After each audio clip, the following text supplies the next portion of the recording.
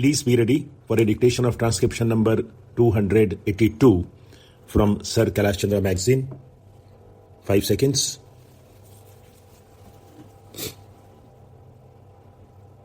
Start. I do not propose, sir, in the beginning to make a very long speech for the simple reason that I am more anxious to hear and to profit by the observations of my honorable friends who will follow me.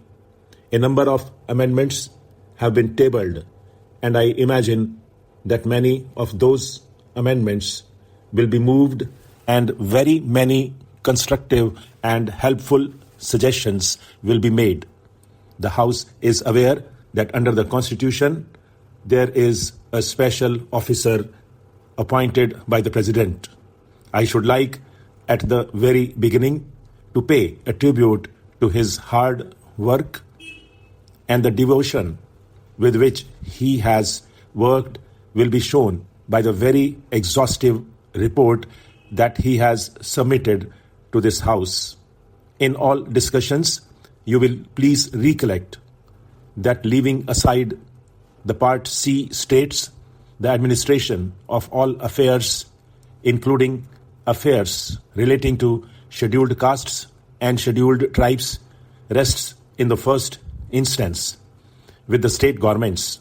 So far as Part A states are concerned, their autonomy is fairly large, or rather, in this particular matter, we can only give them advice, offer them suggestions, or give them money.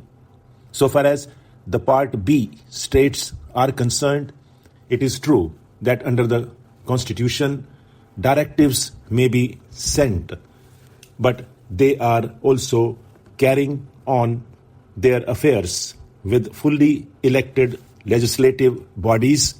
And I just remind the House that the power of giving directives is not an unlimited power in terms of period of time. It is only for 10 years. 4 years are expiring and another 6 years will remain. Therefore, while we discuss the affairs of scheduled castes and scheduled tribes, we should remember, as far as possible, that the actual administration lies in what I may call the provincial sphere. Of course, so far as the Government of India or the central government departments are concerned, many questions may be raised. I see whenever the Parliament is in session that members are very keen to know whether advantage has been given to the scheduled castes and the scheduled tribes in regard to their reserved seats. Honorable members would have seen in the report as to what actually has been done. I should like at the outset to assure every single member of the House that the central government spares no pains to see to it that the scheduled castes and the scheduled tribes have the fullest opportunity of rendering public service. I would beg honorable members to remember that when we appoint a district magistrate, for instance, he is not merely a district magistrate for looking after the scheduled castes living in that district, whether they are 1 lakh or 2 lakhs or 20 lakhs, but he is the district magistrate for the entire district. He is the district magistrate for the high castes and the low castes and the Muslims and Sikhs, everybody. Therefore, the Public Service Commission or the appointing authority is bound to have some regard for efficiency. But there are certain appointments in which we cannot take any risk.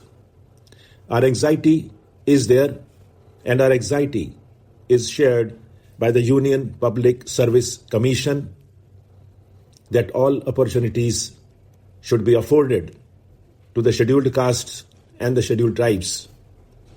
I do not want to repeat what I said on the last occasion, that we have relaxed the rules as to age limits. I'm sure that the Union Public Service Commission, when these candidates come for viva voce examinations or interviews, makes due allowance for the fact that there is bound to be a great deal of difference as between boys or candidates who are coming from, let us say, well-regulated families, wealthy families, and young men who are coming from rather low-income groups. I know that the Commission makes allowance for this fact. But when all is said and done, you cannot take very many risks in this matter.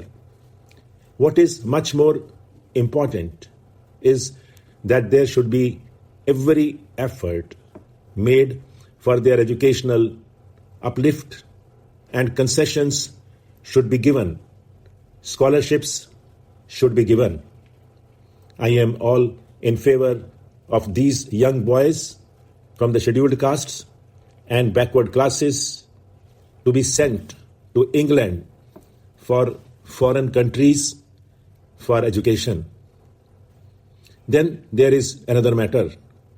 I know that in urban areas, untouchability has practically disappeared, and complaints are rife that this is not so in rural areas.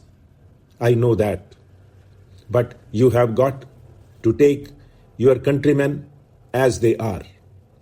I promised last year that we will take every possible legislative step to remove untouchability and punish untouchability, and I may inform honourable members that before Parliament rises, I may either introduce a bill against untouchability and for punishment of offences arising out of the practice of untouchability, or publish it in the Gazette, and then we will discuss it in the coming budget session.